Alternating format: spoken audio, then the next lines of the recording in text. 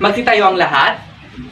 Maaari ko bang tawagin sa Irish May sa harapan para pangunahan ang ating klase sa pananalangin? Irish May.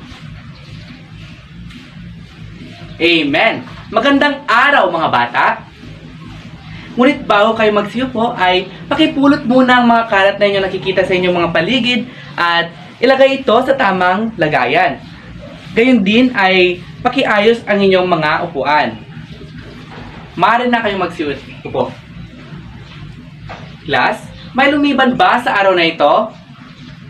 Wala! Kung gayon ay palakpakan ninyo ang inyong mga sarili dahil natitiyak kung kayo masisiyahan sa ating bagong talakayin ngayong araw. Class, mayroon lamang akong tatlong alituntunin na dapat nating sundin. Una ay makinig lamang sa akin.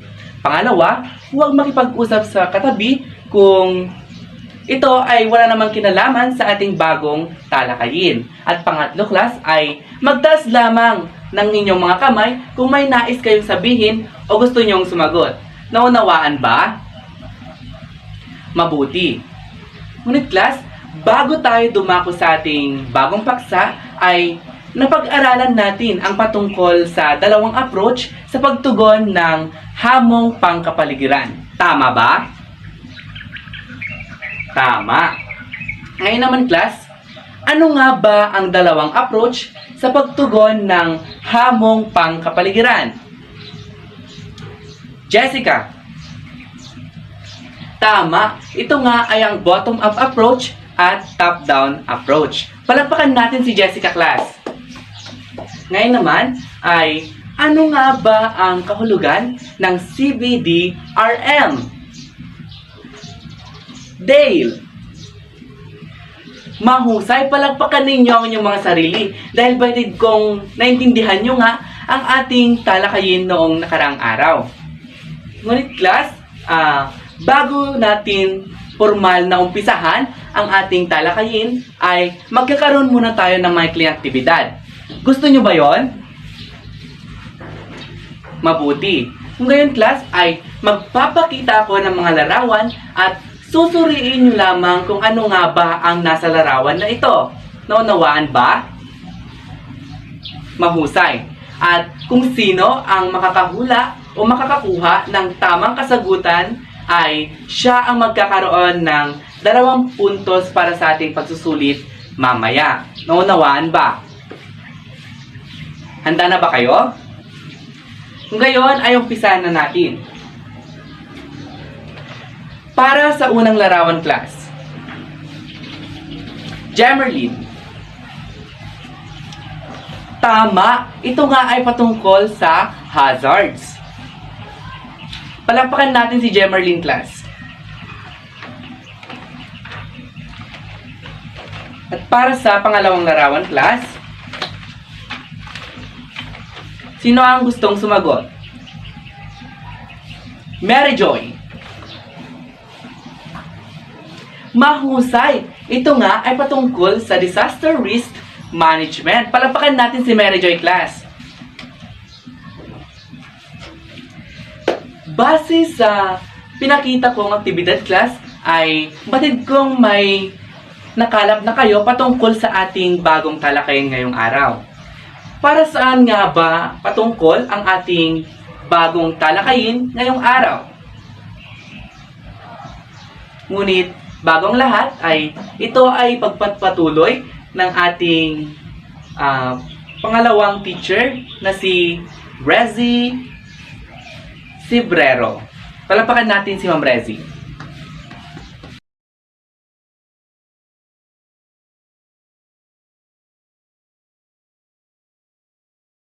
Sa community-based disaster risk management ay may tinatawag na disaster prevention and mitigation. Ano nga ba ang disaster prevention and mitigation? Pakibasa?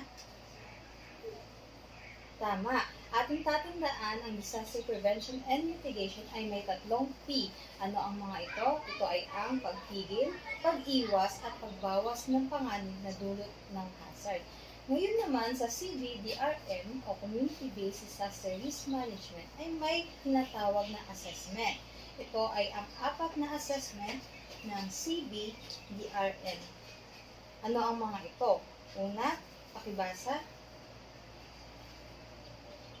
hazard assessment, risk assessment, vulnerability assessment, at ang capacity assessment. Ngayon, ang una nating tatalakayin ay ang hazard assessment. Ano nga ba ang ibig sabihin ng hazard assessment? Pakibasa ang hazard assessment. Maraming salamat. Sa hazard assessment ay may dalawang uri. Ito ay ang mga pakibasa at ang una ay ang physical. Ang physical ay may 7 katangian. Ito ay ang mga pakibasa. At sa temporal naman ay may 5 katangian. Hindi pakibasa. So, sa pamamagitan ng dalawang uri ng hazard, dito natin malalaman kung gaano kabagal, kabilis, kalakas, kahina ang isang hazard o isang sakunan na parating sa ating lugar.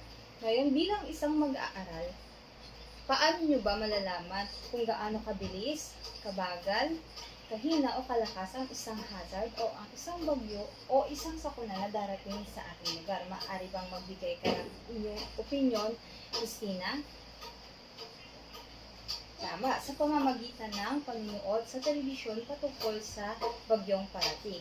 At meron pa bang ibang idea? Shea Marie? Tama, ang pakikinig din sa radyo. Yun yung mga paraan upang malaman natin kung may malakas ba o mabagal, mahina o mabilis na parating na isang hazard sa ating lugar.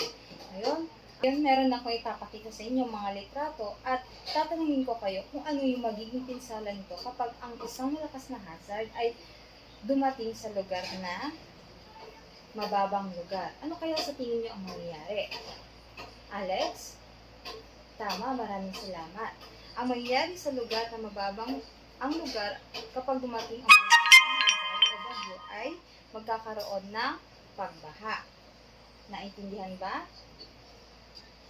Ngayon naman, kapag may dumating na isang malakas na hazard na kagaya naman ng lindol sa lugar ng syudad na maraming gusali, ano kaya sa tingin nyo ang mangyayari? Jemerlyn?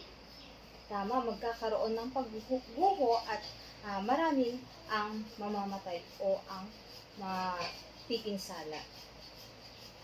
At sa lugar naman na puro taniman, kapag dumating ang malakas na bagyo o hangin, ano kaya sa tingin niyo ang mangyayari sa mga pananim?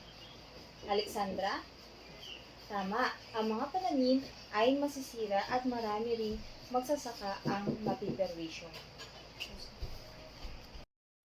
Ating tandaan na ang hazard assessment ay ang pagtukoy natin kung gaano kabilis, kabagal, kalakas at kahina ang isang hazard, isang bagyo o sakuna na parating sa ating lugar. Ngayon naman ay ang susunod ay ang vulnerability assessment. Ano nga ba ang vulnerability assessment? Pakibasa. Tama. Maraming salamat. Ngayon naman, muling pakibasa, Alexandra. Ay, maraming salamat. Ang vulnerability assessment ay ang pagtukoy sa tao, hayop, o lugar na labis na maaapektuhan kapag sakaling dumating ang isang malakas na hazard, bagyo, o sakuna sa ating lugar. Halimbawa na lamang ito ay ang mga taong nakatira sa gilid ng ilog. Sila ang labis na maaapektuhan kapag nagkaroon ng malakas na hazard kagaya ng bagyo at nagkaroon ito ng ang mga taong nakatira sa tabi ng ilog. Pangalawa naman, ang mga taong nakatira sa bundok. Kapag dumating ang malakas na bagyo at pagbaha at pag-ulan, maaaring gumuho ang lupa at katabi nito yung kanilang mga bahay. Sila yung mga labis na maaapektuhan kapag gumuho o nagkaroon ng landslide sa kanilang lugar. Pangatlo naman ay ang mga taong nakatira sa mga mabababang lugar. Kapag nagkaroon ng pagbaha sa kanilang lugar, sila ang mga tao na nakatira ang labis na maaapektuhan dahil sa dulot ng pagbaha. Susunod naman, bago tayo pumunta sa capacity assessment, ay meron lamang akong isang tatanungan sa inyo. Ito ay isang bahay na bato at ito naman ay isang bahay na kubo. Sa tingin niyo, sino ang labis o ano ang labis na maaapektuhan kapag nagkaroon ng malakas na bagyo? Ang bahay na kubo ba o bahay na bato? Yes, Abby? Tama, ang bahay na kubo. Ang labis na maaapektuhan kapag may dumating na malakas na bagyo. Dahil hindi sila ganun katibay. Pangalawang katanungan, sino naman o ano ang labis na maaapektuhan kapag may dumating na malakas na hazard kagaya ng lindol? Ang bahay na bato ba o ang bahay na kubo? Dominic? Tama. Ang bahay na bato, sila ang labis na maaapektuhan kapag may dumating na malakas na lindol dahil sila ay gawa sa bato at ang mga nakatira dito ay maaaring mapahamak dahil maaari silang madaganan ng mga semento o ng mga mabibigat na materyales gawa ng bahay na bato. Hindi kagaya dito sa bahay na kubo na magaan lang ang mga materyales ko at hindi sila ganoon ka-apektado. Naintindihan niyo na ang vulnerability? Ang vulnerability assessment ulit ay ang pagtukoy sa mga tao, bagay o hayop na lubos na maaapektuhan kung sakaling may dumating na malakas na hazard, bagyo o sakuna sa inyong lugar. Ngayon naman, ang susunod ay ang capacity assessment. Ano nga ba ang capacity assessment? Pakibasa.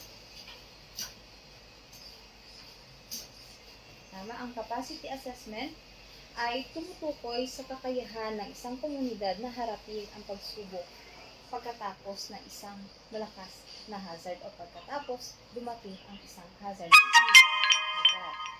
Halimbawa na lamang nito ay ang ano ba yung mga kakayahan nila? Ito ay ang pagbibigay ng relief goods sa mga taong labis na naapektuhan. Ang gumagawa nito ay ang mga tao na gustong tumulong upang bumangon ang isang komunidad. Tinutulungan nila yung kapwa nila, Pilipino. Pangalawa naman, gumagawa sila ng paraan upang magkaroon pa rin ng transportasyon o makapasok pa rin sa kanilang mga trabaho kahit na bumaha sa kanilang lugar. Gumagamit sila ng mga sasakyan kagaya ng bike o kaya tricycle upang maitawid nila yung baha at makapasok sa kanilang paaralan o sa kanilang mga trabaho. Pangatlo naman ay gumagawa rin sila ng mga paraan upang makaalis sa mga lugar na sobrang bahain na at makalipat sa ibang lugar na ligtas sila. So, tandaan natin ang capacity assessment, ito yung tumutukoy sa mga kakayahan ng tao upang malutas o makasurvive sila pagkatapos dumating ng isang malakas na hazard. At ang panghuli ay ang risk assessment. Pakibasa ang risk assessment, Jamerlyn. Maraming salamat. Ang risk assessment ay ang mga hakbang na dapat natin gawin bago ang pagsapit ng isang malakas na hazard sa ating lugar. Kagaya na lamang ng litratong ito. Nagkakaroon ng seminar patungkol sa mga hazard o mga dapat natin gawin kapag dumating ang isang hazard sa ating lugar. Meron ito sa ating barangay o sa ating munisipyo. Nagkakaroon sila ng ganito upang malaman natin kung ano ba yung mga dapat at hindi dapat natin gagawin kapag may dumarating na isang malakas na bagyo, lindol o pagbaha sa ating lugar. Pangalawa namang litrato ay ang kapag nalaman natin na may parating na malakas na bagyo sa ating lugar ay inaayos natin ang ating mga bahay, pinapatibay natin ito upang hindi tayo labis na maapektuhan kung sakaling malakas ang isang bagyo parating sa atin. Ngayon, tandaan natin ang risk assessment, ito yung mga hakbang na dapat natin gawin bago ang pagsapit ng isang hazard o isang bagyo, lindol sa ating lugar. Ano na ulit ang apat na assessment? Ito ay ang hazard assessment, vulnerability assessment, capacity assessment, at ang risk assessment. Maliwanag ba mga bata? Ngayon naman ay ipapasa ko na ang isang gawain kay Teacher Shania.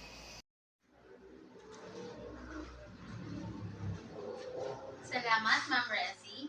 Ngayon naman ay magkakaroon tayo ng grupong gawain at tatawagin natin itong bunot mo, i-acting mo. Hahatiin ko kayo sa dalawang grupo. Bumilang kayo ng 1 at 2 at magsasama-sama ang lahat ng bilang ng 1 at ang bilang ng 2. Ngayon naman, bawat leader ng grupo ay bubunot sa kahon at ang salitang kanilang mabubunot ay iaakto nila. Magkakaroon lamang kayo ng 1 minutong paghahanda. Pag sinabi kong freeze, lahat ng kasali ay hihinto o hindi gagalaw. At lalapit si leader sa akin upang ipaliwanag ang kanilang ginawa. Nakapili na ba kayo ng leader? Kung ganon, ay simulan na natin.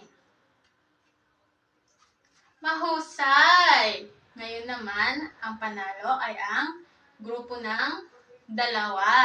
Palakpakan natin sila.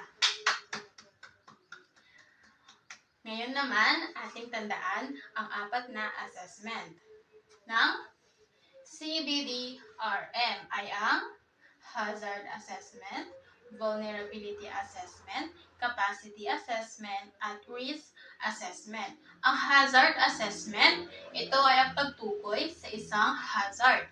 Ang vulnerability assessment naman, kung sino at ano ang mga labis na maaapektuhan. Ang capacity assessment ay kung ano ang pamamaraan ng mga tao upang makaahon pagkatapos ng hazard. At ang panghuli ay ang risk assessment. Ito yung mga pamamaraan at paghahanda sa pagdating ng hazard. Naunawaan ba? Mahusay. Kung ganon, maglabas ng isang malinis na papel at sagutan ang mga ito.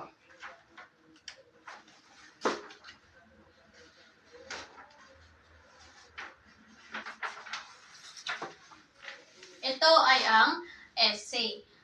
Sa 2 tanong na ito, meron kayong 10 puntos. Sa number 1, paano mo bibigyan ng pagkakaiba ang physical at temporal na katangian ng hazard? Sa number 2 naman, mahalaga ba ang mga hakbang na nakapaloob sa yugto ng disaster prevention at migration? Ipaliwanag. Meron lamang kayong 10 minuto para sagutan ng mga ito. Tapos na ba ang lahat? Kung ganon, meron pa akong isang inihanda. Ito naman ay ito ay kadugtong lamang ng essay. Ito naman ay ang tama o mali. Sa tama o mali, meron ditong 5 puntos. 3 item, pero 5 puntos ito. Number 1, ang vulnerability ay tumutukoy sa mga hakbang na dapat gawin bago ang pagtama ng sakuna. Tama o mali. Number 2, ang hazard assessment ay tumutukoy sa lakas, bilis, bagal at tagal ng isang bagyo. Tama o mali. Number 3 naman ay ang frequency, duration, speed of onset, forewarning at force, ang mga katangiang temporal ng hazard. Tama o mali. Naunawaan ba? Tapos na ba ang lahat? Kung ganon, pakipaasa ang papel mula likod paharap. Ngayon naman, maglabas ng isang kwaderno upang sagutan ang inyong takdang aralin. Ito ay ang ating magiging panibagong paksa bukas. Ito ay ang magbasa patungkol sa globalization. Bukas, ang ating tatalakayin ay patungkol sa globalization. Tapos na ba ang lahat? Kung ganon, ay ako ay magpapaalam na. Paalam na.